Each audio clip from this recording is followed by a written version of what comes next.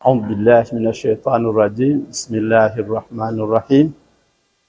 الحمد لله رب العالمين. الصلاة والسلام على رسول الله صلى الله عليه وسلم وعلى آله وأصحابه ومن سار على حديث إلى يوم الدين وبعد. السلام عليكم ورحمة الله وبركاته. Oluvannyuma lw'ebigambo ebyo saba Allah subhanahu wa ta'ala omusabo gwange guno gubenga gutegerekeka era abantu babenga bategeera bulungi. Allah subhanahu wa ta'ala yatulaalikaku okuwasa era Allah subhanahu wa ta'ala mu kisa kye kinene yatuyikiriza nti obufumbo bwe babulobye yatuyikiriza okutalaka oba okugoba era yayikiriza al-khulu'u abakyala okunoba. Message yange olwaleero nkubiriza abantu okwetegereza bufumbo ki bwayingiremu. Wafumbirwa ku mateeka ga Busiraamu, wafumbirwa ku mateeka ga Bukristaayo, wafumbirwa ku mateeka ag'ekinnansi ebimanyiibwa nti bya culture, wafumbirwa ku mateeka ag'obufumbo bwa gavumenti. Okusinziira ku bufumbo bwe wafumbirwamu bwe wangiriramu mu bufumbo, buli bufumbo obwo buba n'amateeka gaabwo bwe butambulira. Ano ndakwira ku bantu abafumbiraganwa nga bafumbiraganwa ku mateeka ag'Obusiraamu. Ku bintu ebiri kujja nga bibaawo mu nsi naddala wano mu Uganda, omuntu ajja yabaako mu bufumbo, obufumbo obwo bwafa yajja yafumbirwa n'awandi mu bufumbo obundi, yavaawo yanoba yoona oba ayawukana yajja yafumbirwa obufumbo obundi, yayira mu bufumbo gye yasookera yakireminga oba yasaba emaali yaayo. Wano nali mufumbo, nali n'enumba wano, nenda enumba yange, nenda ebintu byange. Abaifi mu bufumbo bonabona kusinza ku mateeka y'ofumbirwa obufumbo bwengiremu, omukazi lirwanoba lirwe bamugoba. Galiwo amateeka ag'obufumbo nga gayikiriza nti omukazi bw'aba yava mu maka yajja yafumbirwa obufumbo obundi yanoba, yajja mu bundi yanoba, yamala emyaka egiswika 30 yamala yayira mu bufumbo gye yasookera yasaba emaali yaayo. Bwe kibanga galiyo wallahu alam, mu Busiraamu ekyo kizirayo. Mu Busiraamu buli bufumbo lwe bufa buba bufiire. Obufumbo bufa mu ngeri emirundi ebiri, imma bufa olw'omusaadha okugoba mukyala we oba omukyala okunoba. Omukyala bw'anoba obufumbo buba bufiire, omukyala we bamugoba obufumbo bufa. Ku lwa bino byenja okuba nga ndogera, Allah subhanahu wa ta'ala mu bintu ebisinga kumuniiza ate nga yabiikiriza n'omusaadha okwawukana ne mukyala we, nga hadisi mashhuru inda al-muhaddithina bwekoba. Nabi sallallahu alayhi wasallam yakoba nti inna abghadha al-halali inda Allahi at-talaq. Mu bintu ebisinga kuniiza Allah subhanahu wa ta'ala mu byeyayikiriza n'omusaadha okuba nga ayawukaine ne mukyala we. Nabi sallallahu alayhi wasallam yatwinonola omuntu ayawukana atya, lirwayawukana. Singa omusaadha oba nga amukyala ali kubonyabonyanga gaka oba nga otyaime ku sigiri, Allah subhanahu wa ta'ala akuyikiriza okuba nga weetaasaako omukyala oyo nga mwawukana. Bwe muba mwawukaine, Allah yatawo dhawabit ed'okwawukana. Talaq Nabi sallallahu alayhi wasallam yakuba nti abantu abanga baawukane ku mateeka nga Allah bw'akuba mu surati Talaq ku ntandika yaayo, ya ayuha nabiyyu idha talaqtumun nisaa fatalliquhunna liiddatihinna wa ahsul idda. Allah subhanahu wa ta'ala akuba nti obwo obuzibu bwe bubayirewo ng'omukyala ali kubonyabonya okirizibwa okwawukana naye. Aye Allah akuba nti ewange iwe nabbi bwe mubanga mwawukana ni bakyala bayimu mwawukane nabo nga mubawe ebiseera n'ebiseera ebyo mubibale mubituukirize. Allah yalagira iteeka nga litandikira ku mukama waffe Nabi Muhammad sallallahu alayhi wasallam kubanga yena yali muntu nga ife yawasa nga ife bwe tuwasa ebizibu bye tutuukaku ni bakyala baife yena Nabi Muhammad sallallahu alayhi wasallam yamutuukaku. Kyova Allah amukuba nti idha talaqtumun nisa, iteeka lyali ligema ku Nabi lyazingiramu n'abaikiriza bonabona. Allah subhanahu wa ta'ala alikobanga asooka kweta Nabi lafudhi iraku yagaita twena. Al-ibratu bi umumi lafdhi la bi khususi as-sabab.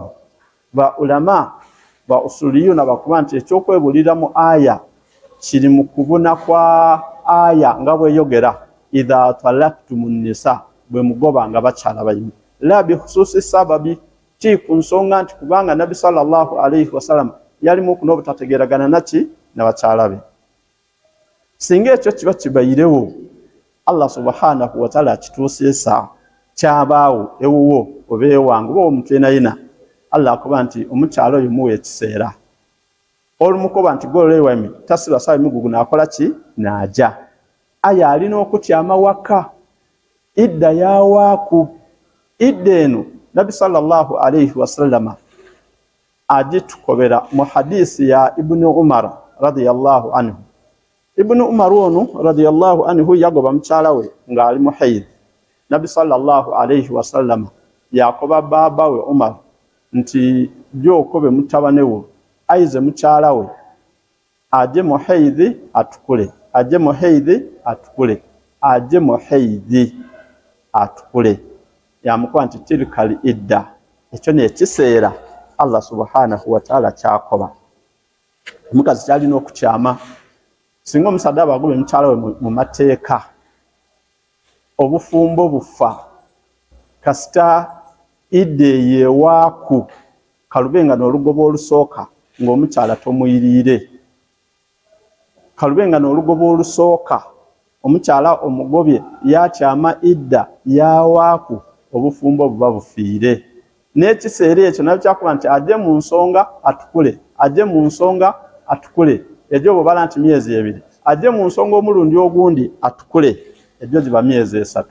Kitegeeza nti obufumbo sharaa bufiira irala mu ibanga eryo lya myezi 3 endagaano y'obufumbo ebeweirewo.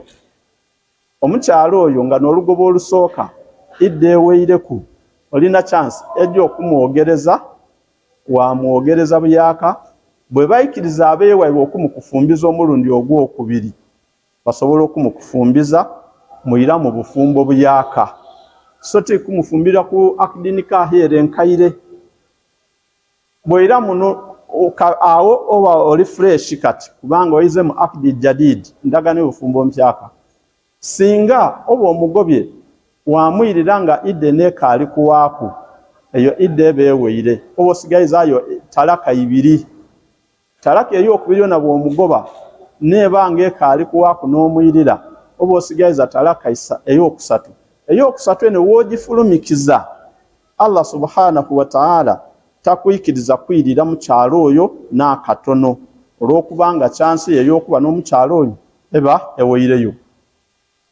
Allah subhanahu wa ta'ala kyatukobera mu aya nti wa idha talaqtumun nisaa bwe mubanga nga mugobye bakyala bayimwe fabalagna ajala wa idha talaqtum fa in talaqaha fala tahilu lahu min ba'du hatta tunkiha zawjan ghayrahu.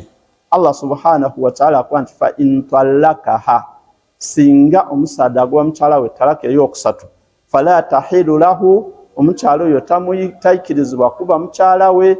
Talaka eyokusatu eno omukazi abafuukirira haramu yoli, tosobola kuba nti omuwooye, tosobola kupalampalanya hatta tunkiha zawjan gairahu, okutuusa omukyalo oyo bwafumbira omusaada owundi.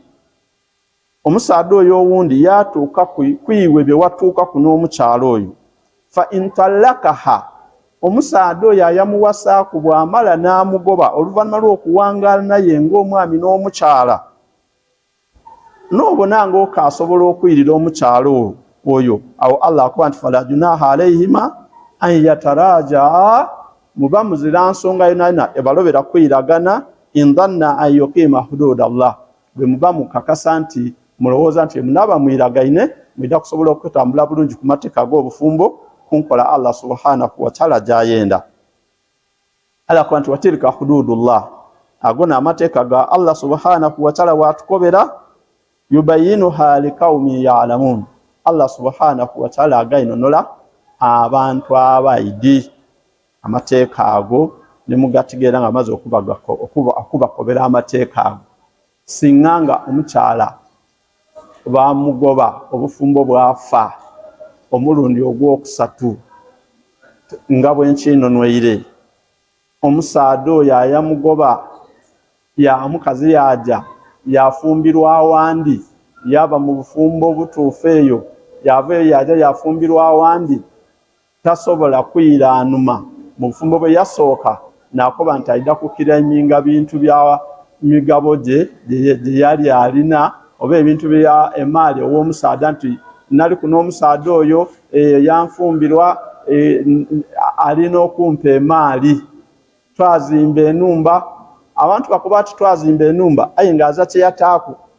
Omusaada avunaanizibwa okusuza mukyala we okuzimba enumba ate mu omukyala oyo kabe kasinge waidanga enumba yagizimba, oba omusaada yapakasanga yagula ebintu bye yazimba enumba yakutaamu. Kati toyira n'okuba oti ndidde enumba eno twagizimba twena wagizimba mwena mukya, obusamu kuba nti omukazi aba n'emaali ye n'omusaada aba n'emaali ye. Mu maali ey'omusaada, omusaada avunaanizibwa okusuza mukyala we, kati omusaada yakusuzanga mukyala we. Obufumbo bwawa waba nga tokali mukyala we waaja, kati tosobola kuwanuka eyo noyira nti oida kireminga bintu bya musaada wano wakayo wava emyaka ejeira. Ng'ebiseera kino abamu ku bakazi bwe bakikola. Mu mwezi guno ogw'omukaaga guno ogubise mu gwa musanvu aliwo omukazi side omukazi mu Buganda side Kayunga yava mu fumbo emyaka egiswika 30 yaira yakireminga nti nenda bintu byange, aye nga aja yafumbira obufumbo obw'emirundi ng'ebiri ng'aviire waka. Kati enkole bw'abanga yafumbirwa ku bufumbo bwa Busiraamu, obufumbo obusiraamu tono ba musaada noja n'ofumbirwa mu maka gandi n'owangalayo ebbanga ly'owangalayo n'omala ngo weekoba nti okaali mukyala wa musaada gye wasooka okufumba. Gye wasooka okufumba obufumbo bwa bwafayira era waja wafumbirwa ki omuntu owundi. Eno enuma gye wava eba ezira kikyo. Ekikyo kyaliyo ng'okaali mukyala waka. Singa bw'oba okaali mukyala waka n'omala balaafa ng'oliwo waka olina sheya ku maali ye olw'okubanga Allah subhanahu wa ta'ala akuwa omugabo. Ekimu ekyokuna ng'omusaada oyo azira mukazi ng'azira ku baana, waafuna ekimu ekyomunaana ng'omusaada oyo ali ku abaana. Kati bw'oba wavaayo waja waafumbira obufumbo obundi nga balo oyo akaali mulamu n'amala afa, iwe eno sheya eba yakola ki? Eba yavaawo. Obufumbo bwakutukawo obuvunaanyizibwa oba obufumbo bwakutukawo oba tokaakireminga kintu kyonna kyonna numa. Obufumbo waffe bufa mu myezi 3 kasita idde ewaaku, idde ey'okusatu ewaaku, otyama entukula 3 wagolola ewaimwe. Obufumbo babufiire mu myezi emeka? Bw'obanga obufumbo bufa mu myezi 3 sharaa, iwe omala otya emyaka 20 ng'okuba oti oli kwira waka. Ekyo enkobe nti omuntu aba alina okwira yafumbirwa atya? Ayafumbira mu bufumbo nga bwa Busiraamu yayawukana mu Busiraamu talaka emala emyezi 3 gyonka obufumbo bwabanga bufiirira irala. oba toikirizibwa kwira wano nokira eminga nto wali okali mukyala balowaire yafa oidi osabe omugabo gwo bagukuwe omugabo gwo bagwavaawo olw'okufa okwabalo. Nibwobanga Allah subhanahu wa ta'ala yakugerera bakuwasa bakugoba olugoba olusooka mu lugoba olusooka idda yawaaku nga tibakwiriire era talaka emala entukula 3 ojamu haidhi watukula wajamu haidhi watukula wajamu haidhi omulundi ogwokusatu watukula bw'otukula omusaadha n'abanga takwiriire obufumbo oba bufiirire irala. Allah subhanahu wa ta'ala ate bw'atwinonola kati bwe buba bufiire era toyira n'okira eminga nti wano nali mukyala kale ndina okuba nga nkola ki ngabana bampeze n'omugabo gwange wali mukyala butuufu wali mukyala ayi bwe mwayawukana bale bwe yakugoba watyama idda wamala emyezi 3 nga timukaali bufumbo obufumbo bwafiira irala obufumbo bufa olw'omusaadha okumala ebbanga eryo nga takaabaniiwe olw'okubanga yakugobye.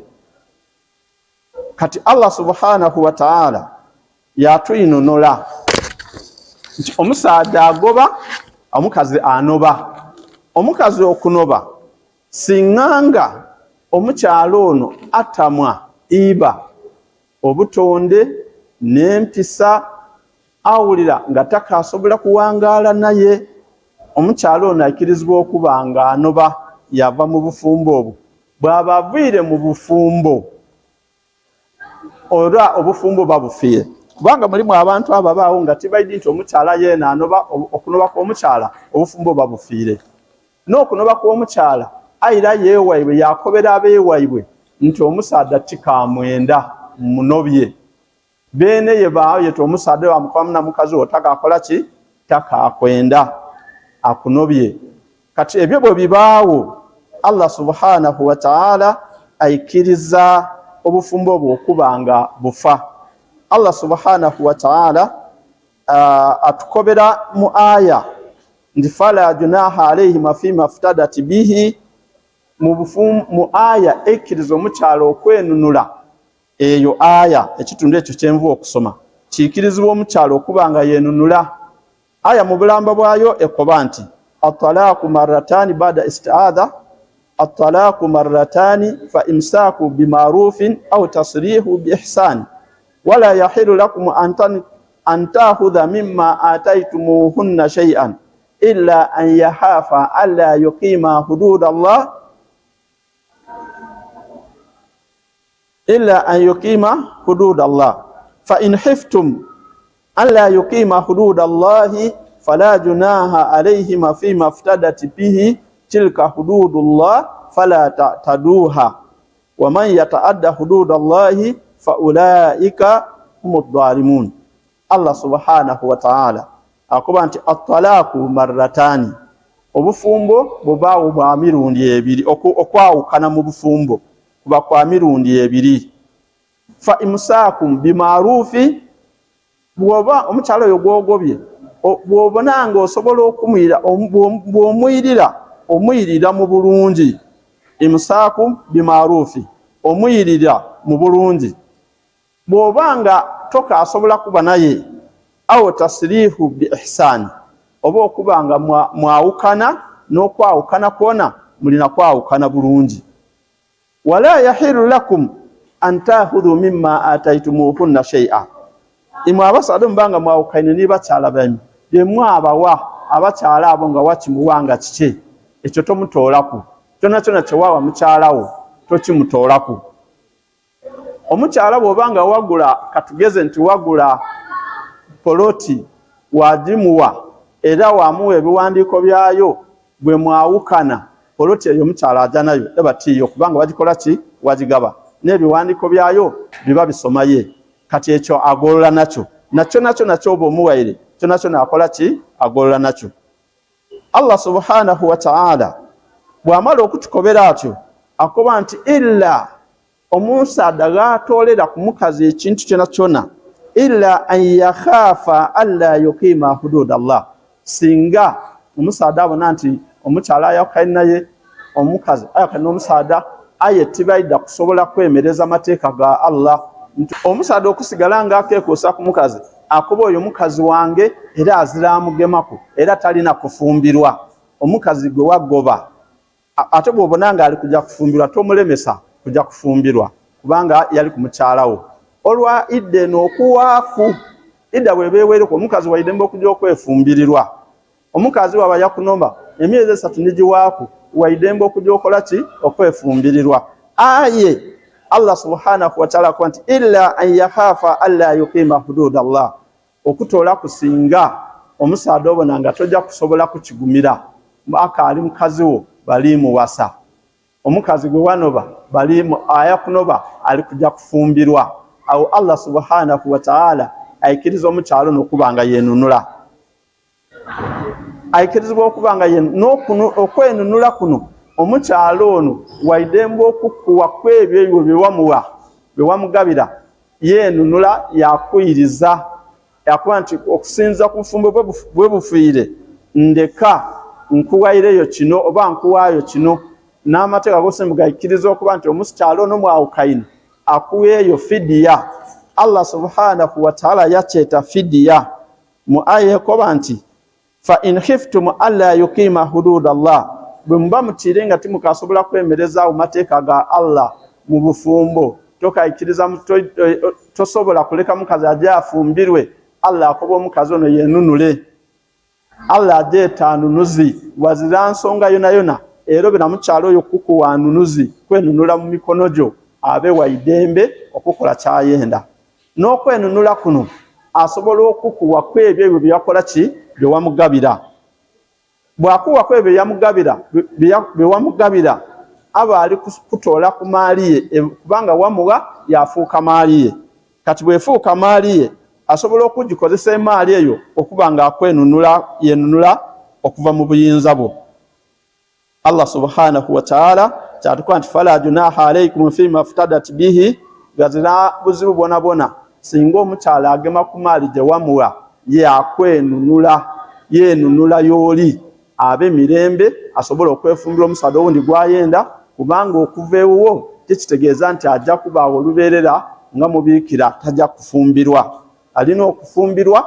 Allah beto yagimuwa kokakwakulizo nti alina okuba nga yenunula y'oli. N'okwenunula n'okugema kyonna kyonna kyalina mu maali ye oba niwe wakimuwa oba yakifuna mu ngeri eyindi yakusasula okusinzako ekyo muba mwikirizaganizaako okuba nga yenunula nakyo. Allah subhanahu wa ta'ala kuba nti tilka hududullah, ago mateeka ga Allah fala ta'taduha, mutageza kuba nga mugaswika. N'oyo yenayina abanga agaswise waman yata'adda hududallah fa ulaika humu dhalimun, aba aswisa amateeka ago aba muli azamaanyi. Nabi sallallahu alayhi wa sallam ku mulembe gwe abafumbo bayawukana baleeta ensonga edo eri Nabi sallallahu alayhi wa sallam. Nabi yagezaako okweta omusaada yamukwama na mukazi waliko baati takakwenda takakuwanga. Omusaada yayinonola ku ya Rasulallah, mukyala wange muzira ku buzibu. Nabi sallallahu alayhi wa sallam yakoba amuleke. Omusaada yalemerako. Omusaada yakuba ya Rasulallah, mukazi wange muzira ku buzibu era nze mwenda. Nabi yayirira omukyala yakoba omukyala nti omusaada era yewo omusaada. Omukyala yaloba. Omukyala yakuba ya Rasulallah, bazze wange oyo abaire wazze wange oyo kimuteta mu ddiini nzira ku nsonga yona yona ayenza omusaada tikasobola kuwangaala naye. Ya Rasulallah, nti okujja mu maka g'omusaada oyo ndemere Katonda. Nabbi bwe yamukuba nti okujja w'omusaada oyo ndemere Katonda, Nabbi yakoba omusaada ntiikiriza mukyalawo omuleke. Omusaada yakuba ati bwombona bwendi. Nabbi n'okukoba omukyala ole nti osobola okwiriza omusaada oyo ennunuzi. Afaturaddiina alayhi hadikatahu, hadisi tubeyogera hadika eno enimiro eno omukyala yali alina ekyobuga kyalina nga animiro aye ng'enimiro yagifuna nga amahale ku musaada oyo. Kati Nabbi n'okumukoba nti osobola okuyizaayo enimiro eyo balono gye yakuwa.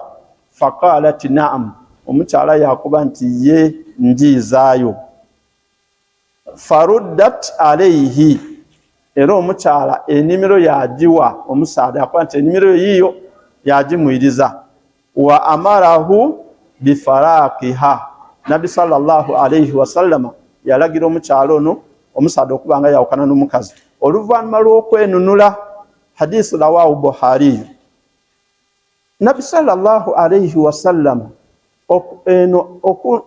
okulagira omukyala ono okwiriza omukyala iba abayire iba enimiro lwakwenda mukyala ono ab'emirembe asobola okwekolera byayenda kitegeeza nti omukyala bw'anoba nayenunula mu mikono gy'omusaada omusaada amuleke aba n'emaali gyakola ki gyamuwa kino eno kisinzira ku abakyala abafumbirwa okuba nti ye talida kusaba mahale gaweraku nti olw'okubanga ye ajja mu bufumbo nga idi nti tajja kuwangaalayo ajja mu bufumbo naniyo oba yakunoba nekimuleetera okuba nti asabeyo emitwalo 5 oba emitwalo 10 ge banaamukobera nti ganayendera okuvaayo kidamubeera kyanga okugemeesa ente edo gye yasaba ayizeeyo ng'amahale idukira nti ono omukyalo ono gwe twogendi kwogera kwano amahale gaali ga bbeeyi kubanga yali nnimiro ate nga ya ntende nnimiro yali ya senti kamaala aye yayikiriza okuba ng'awaayo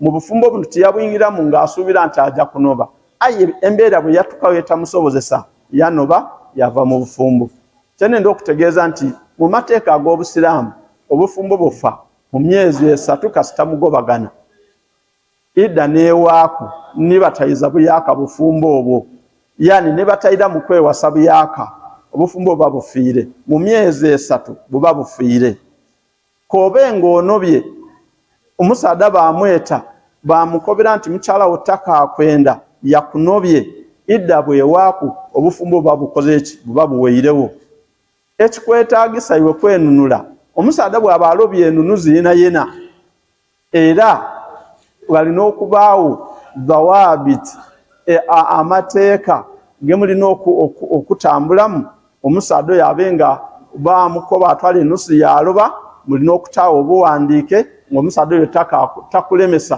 iwe kujja kubanga okola ki ofumbirwa nikyo eno ekyo tikikuyikirizibwa iwe mukyala kwira luvannyuma lwa myaka ng'okereminga emaali y'omusaada gy'obayire talaka eno bw'ebanga ebayirewo idda neewaaku idda bw'eba eweireku nekyo ekiseera omukyala kyatyama nga bamugobye n'ajja mu haidha emirundi 3 n'ajja mu periodi emirundi 3 negiwaaku ng'omusaada takwiriire omusaada nibwafa tosika ku maaliye afiire tosika ku maaliye so singa omusaada ono aba agobye omukyala mu bulwaire wano tubuuza lwaki yagobye omukyala yamugobye lwa butenda kusika ku maaliye oba yamugobye lwa mukyala kwebisa bubi bw'aba yamugobye lwa butenda kusika ku maaliye aba ali kunoomugabo ku maali eyo olw'okubanga ekyamugobesa kutya mukyalo ono kusika kuki ku maali ye ekyo obusaamu kiikira kuba nti okugoba okutukwali kutuufu omukyala alina okuba naki n'omugabo bw'abanga n'olugoba olusooka oba olwokubiri omusaada bw'afa ng'omukyala akaali mu biseera bya idda ekaali kuwaaku akaali kujja mu haidhi mirundi 3 oba ntukula 3 era abaasika ku maali yaki ey'omusaada oyo kubanga idda ng'ekaali kuwaaku omukyalo ono abalibwa nti mukyala mufumbo mu maka omwo aba alina okufunaku omugabo ku maali ye singa idda ewaaku nga omusaada oyo atafiire kiba kitegeeza nti obufumbo bufiirire buweereire weirala alaaka ey'obufumbo enkolagana y'obufumbo eviirewo omusaada nibwafa aba takola ki tasika ku maali ye singa aba agobeibwa nga talaka ya kusatu iba mulwaire talaka ey'okusatu engiirewo omusaada ono yaafa nga idda ekaali kuwaaku aba tafuna mugabo gwona mu maali ya musaada oyo olw'okubanga bamugoba olugoba olwokusatu ate olugoba olwokusatu lutegeeza nkolagana ya bufumbo kubanga ekola ki ng'eweirewo nkubiriza omwoyo gwange n'egyo abanaawuliza vidiyo eno nti obufumbo mu busiraamu bufa mu myezi 3 bwafiira ilala. Omukazi bwabanga yagoba mu myezi 3 bwaja omusaada bwafa azira mugabo wa musaada enonuma era talina kwiranuma nga idanga akuba nti nkireiminga kumaali ey'omusaada zena ndina okufuna ku omugabo. Nibwo abanga yazaalawo abaana aida yalira yali ku musaada we ayaba takali musaada we kubanga obufumbo bwafa yatamani idda yawaaku. Kibakitegeeza nti abaana be basika ku maali ya baba waibwe ayo oyo omukyala abatasika ku maali ya musaada oyo kubanga obufumbo bwafa. Obufumbo bwe bufa titubala myaka kamaala nti wairole yaja emyaka kamaala abaka ali mukazi wakeeyo. Buli lwofumbirwa musaada novaawo tegeera nti obufumbo bufiire oba tokaakira eminga. Titulina kutwala ebyo bye tujanga tuwulira mu mawulire omukazi yanoba emyaka 30, omukazi yanoba emyaka 50, yawulira nga omusaada yafa baligaba ebintu yaida donadona emisinde ng'akuba tizena nali ku mukyala zena bampe. Tibaida kuwa mu sharia olw'okubanga obufumbo bwafa waja wafumbirwa abasaada abandi. Nibwo obanga bwafa nga tofumbirwa abasaada abandi aye nga obufumbo bwafa wairenga walemeraawo nga tofumbirwa era oba tweiranuma kubanga obufumbo babwawaawo. Abaana bo basika iwe tosika. Oli waidemba okwida eri abaana bo wakyama w'abaana bo aye okujja okukyama ew'abaana bo tekitegeeza nti ofuuse mukyala waka. Obufumbo bwo buba bwawaawo aye abaana baidemba okuba ni maama waibwe waka waibwe. Barakallahu fikum wa jazakumullahu khaira. Mbaiseka Abdunur Muhammad Basali.